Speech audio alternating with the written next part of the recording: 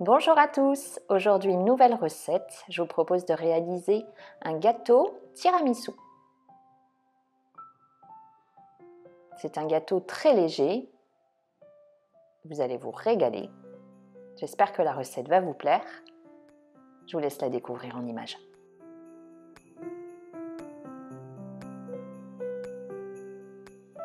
Je commence tout d'abord par la réalisation de la génoise en versant du sucre en poudre dans le bol du robot. J'ajoute les œufs entiers et je fouette le tout pendant au moins 10 minutes jusqu'à ce que le mélange double, voire triple de volume. Si vous n'avez pas de robot, vous pouvez faire la recette au fouet électrique ou alors pour les plus courageux, au fouet manuel. Lorsque mon mélange est bien mousseux, donc vous voyez, il a vraiment doublé, même triplé de volume, j'y ajoute la farine en 2 fois que je tamise. Et entre chaque ajout, je mélange très délicatement à l'aide d'une maryse. Je fais vraiment très attention de ne pas faire retomber le mélange.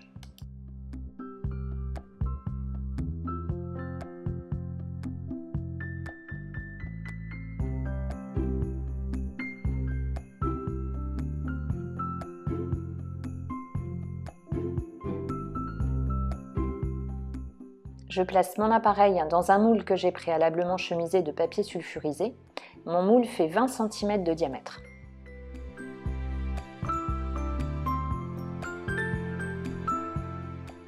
Et ma génoise part en cuisson dans un four que j'ai préalablement préchauffé à 180 degrés pour une durée de 25 à 30 minutes, à adapter en fonction de votre four.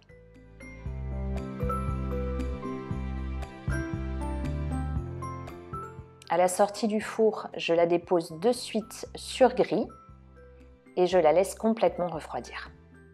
Quand celle-ci est bien froide, je la place 30 minutes au congélateur.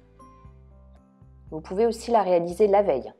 Elle ne sera que plus facile à découper. Alors maintenant, je prépare ma crème en déposant du mascarpone donc dans la cuve dans laquelle je vais monter la crème. Ensuite, j'y ajoute de la crème liquide. Il faut que celle-ci soit au moins à 30% de matière grasse pour qu'elle monte bien. Et donc tous mes éléments, même le fouet, je les place au frais.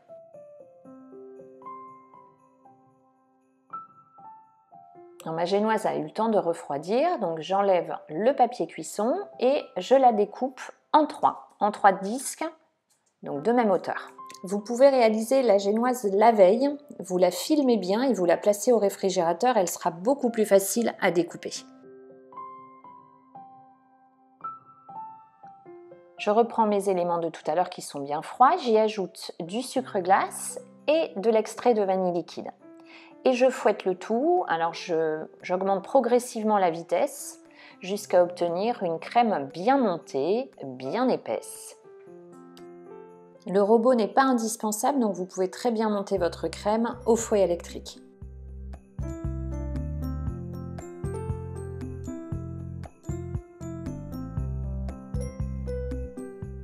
Et je passe maintenant au montage du gâteau.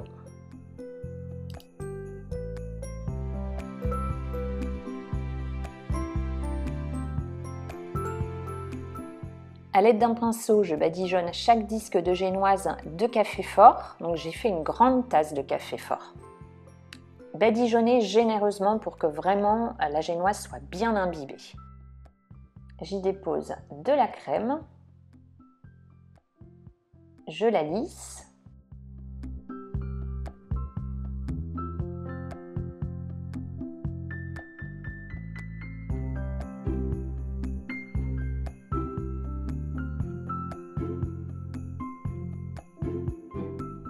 Et je dépose mon deuxième disque de génoise. Et comme tout à l'heure, je badigeonne généreusement de café fort.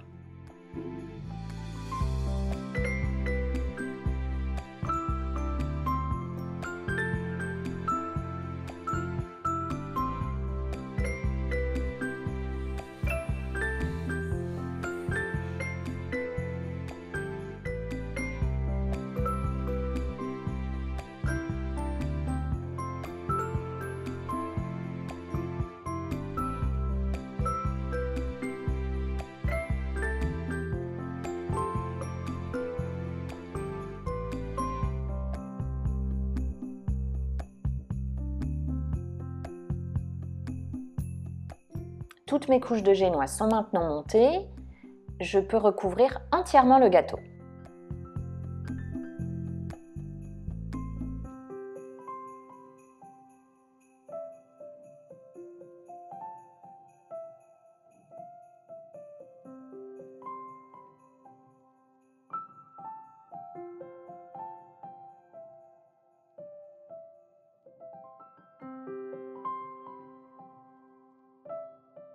Après l'avoir recouvert entièrement, je le place au frais pour une quinzaine de minutes.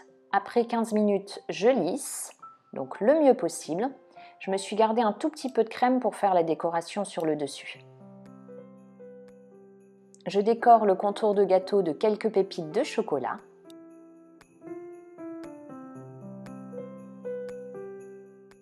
Puis je saupoudre à l'aide d'un tamis d'un peu de cacao amer, donc sur toute la surface du gâteau.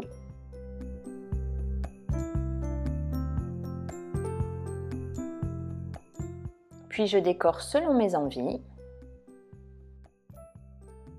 Alors je me suis aidée d'une cuillère parce que la crème a tendance à ne pas adhérer à cause du cacao amer. La recette est maintenant terminée, j'espère qu'elle vous a plu. Si c'est le cas, pensez à la liker, n'oubliez pas de vous abonner. À très vite pour une prochaine recette et prenez bien soin de vous.